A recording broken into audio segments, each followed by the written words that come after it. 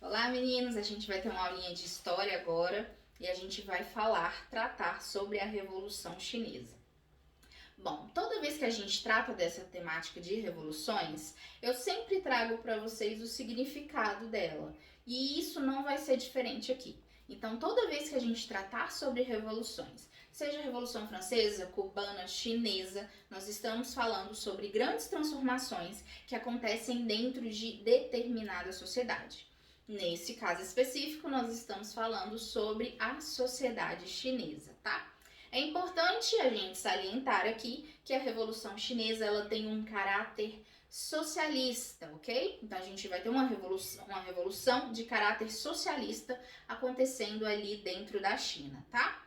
Bom, mas nem sempre foi assim. Então a gente precisa entender um pouquinho do que aconteceu antes para entender como foi o desenrolar da Revolução Chinesa. Bom, no século XVII, a China ela era governada por uma dinastia chamada Dinastia Manchu, tá? E a partir do século XIX, a gente vai ter uma investida muito forte ali na China dos países imperialistas. Principalmente quando a gente fala da Inglaterra e do Japão. Eles vão estar muito presentes nesse processo imperialista dentro da China. E aí, por que eles queriam tanto a China? A gente precisa entender que a China é um país enorme, muito grande, e que possui uma diversidade muito grande também, seja cultural ou seja de biomas, de natureza.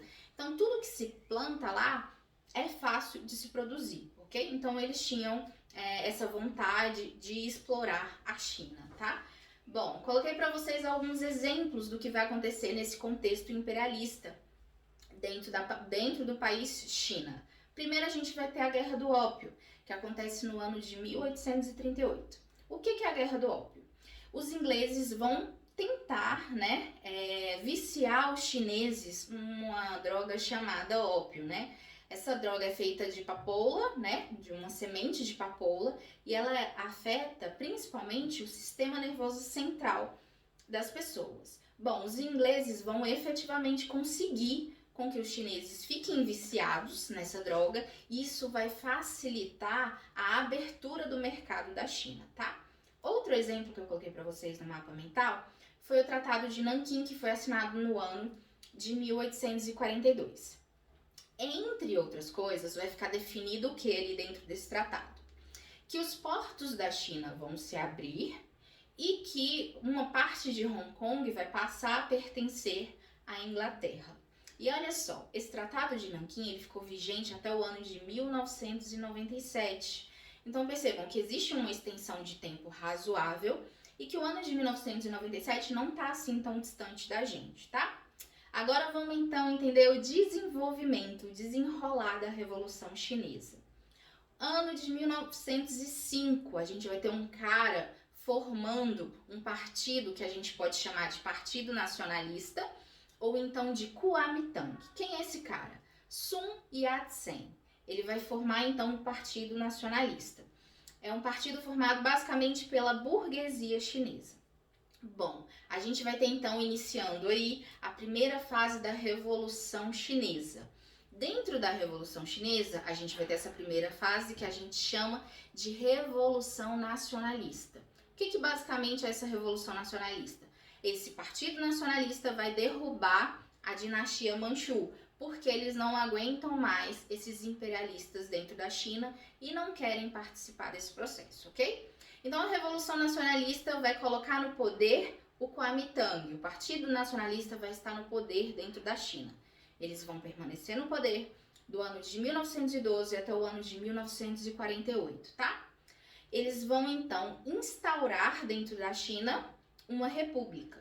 É completamente normal que dentro de uma república a gente tenha novas ideias surgindo.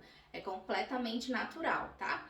E então, no ano de 1921, a gente vai ter a formação do PCC. O que é o PCC, professora? Partido Comunista Chinês. Um grande líder, não só ele, mas um grande líder desse partido é o famoso Mao Tse-tung, que a gente vai falar aqui um pouco também, tá? O que eu quero que vocês entendam? Que o PCC vai ter um alinhamento ali dentro com a União Soviética, tá? E a partir desse momento nós vamos ter uma guerra civil acontecendo dentro da China. Comunistas versus nacionalistas. Bom, os comunistas, eles vão para o meio rural, eles vão conquistar os camponeses, fazer com que os camponeses se tornem comunistas também. E eles vão estar lá no meio rural e vão conseguir muita aderência, sim, dos camponeses ao comunismo. Bom, só que aí, no ano de 1925, a gente vai ter a morte do Sun Yat-sen, que era o líder do Partido Nacionalista. Quem vai assumir em seu lugar é um cara chamado Chiang Kai-shek. Ele vai assumir o Kuomintang, ele assume o Partido Nacionalista. E uma das características dele é justamente a repressão aos comunistas, ou seja, a repressão ao Partido Comunista Chinês. Então, no ano de 1927, a gente vai ter o massacre de Xangai. O que foi isso? Os comunistas estavam dominando, eles conseguiram conquistar Xangai, estavam dominando lá. Então, o governo não gostou nada disso e promoveu um ataque a Xangai, né? Que foi chamado de massacre de Xangai. A partir daí, muitos comunistas vão fugir de Xangai e vão promover a Longa Marcha, junto com o líder Mao Tse-tung. O que eles vão fazer?